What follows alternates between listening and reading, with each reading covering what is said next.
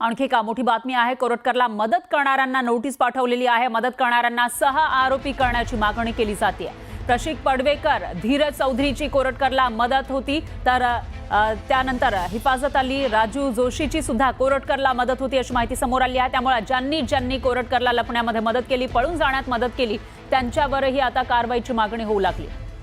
यानंतर पुन्हा एकदा जाऊयात आपले प्रतिनिधी ज्ञानेश्वर साळुखे यांच्याकडे। ज्ञानेश्वर, काय सांगाल? कोरटकर हा जवळपास महिनाभर हा फरार होता, कुठे होता कोणालाही थांगपत्ता नव्हता, पण त्याला मदत करणारेही होते, त्याच्यामुळेच तो पळू शकला। आता त्यांच्यावर कारवाई होण्याची शक्यता दिसते। आज ज्यावेळी सुनावणी झाली, या सुनावणीमध्ये पोलिसांनी या संदर्भातले तपासाचे मुद्दे मांडले। या तपासाच्या मुद्द्यामध्ये कोरटकर ज्या ठिकाणी फिरला त्यावेळी त्याला कुणीतरी मदत केली होती आणि ही मदत करणाऱ्यांची नावाची यादीच आहे ती कोल्हापूर पोलिसांनी आज कोर्टासमोर हजर केली आणि त्यामुळे या सगळ्यांना कोल्हापूर पोलिसांनी नोटिसा पाठवल्या आहेत आणि त्यांना तपासकामी हजर राहण्याचे आदेश दिलेले आहेत। यामध्ये नागपूरचा प्रशिक पडवेकर, चंद्रपूरचा धीरज चौधरी, इंदोरचा हिफाजत अली आणि राजेंद्र जोशी, यासोबतच करीमनगरचा सईराज शेटकर, या 5 जणांना हे ती कोल्हापूर पोलिसांनी नोटीस पाठवलेली। यासोबतच धीरज चौधरीची गाडी फरार असताना प्रशांत कोरटकर वापरत होता, ती गाडी MH 34 CD 7720 नंबरची जी गाडी आहे ती सुद्धा गाडी कोल्हापूर पोलिसांनी आता तपासकामी जप्त केलेली आहे। एकूणच पाहायला गेलं तर कोरटकर याचा जे जबाब आहे त्या जबाबानुसार या सगळ्यांनाच आता पोलिसांनी टार्गेटवरती आणलेलं आहे।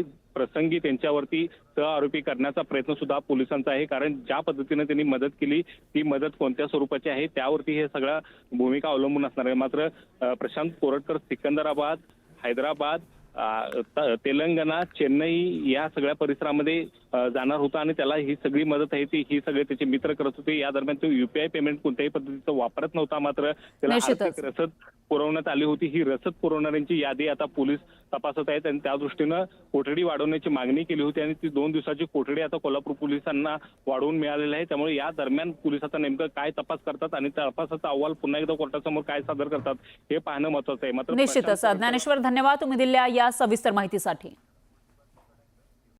पाहुयात पुढची बातमी। कुणाल कामराला टायरमध्ये घालून 3rd डिग्री देऊ असा इशारा शंभूराज देसाईंनी दिलाय।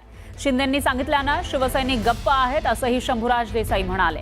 आता तो मुद्दाम रोज एक नवीन व्हिडिओ रिलीज करतोय, तो हा प्रकार जाणून बुजून करत आहे असाही आरोप देसाईंनी केला। तर आता वेळ आली आहे की आम्ही शिवसैनिकांनी त्याला शिवसेनेच्या भाषेत उत्तर द्यायला हवं असा इशाराही देसाईंनी दिला। बार बार अगर वो कामरा कहीं छुप के अगर उसमें हिम्मत है तो ओपन सामने वो आए, रास्ते पे आए, वो बताए वो कहाँ आ रहा है, हमारे शिवसैनिक वहां जाके उसको जवाब देंगे। लेकिन वो छिपके बैठता है और पीछे से ऐसी कुछ बातें करता है। अभी ये टाइम खत्म हो गया है। अभी हम लोग आज ही माननीय CM साहब से बात करेंगे और पुलिस ऑफिसर्स को बता के वो जहां भी छुपा है वहां से उसको निकाल के, हमारे पुलिस का एक टायर का प्रसाद रहता है पुलिस स्टेशन में, वो टायर का प्रसाद उसको देने के लिए कहेंगे। जर कोणी तुम्हाला दुखवणारं वक्तव्य केलं असेल त्यासाठी कायदा आहे, त्यासाठी कोर्ट आहे। आता आमच्यावरती सुद्धा अनेकांनी डिफॅमेशन केसेस टाकलेल्या आहेत ना, आणि आम्ही कोर्टात जातो